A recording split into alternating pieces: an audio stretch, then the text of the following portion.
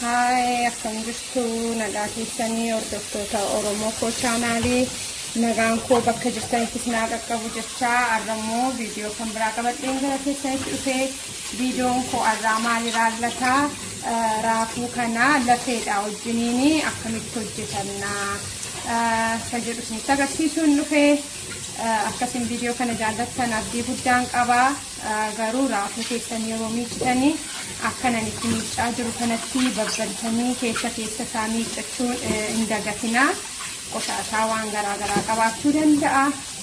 gara hojii isaatiitti darbinaa haala kanaan miiccadhee isinittan deebi'aa lafaana tura bifa kanaan qulqulleeffadheera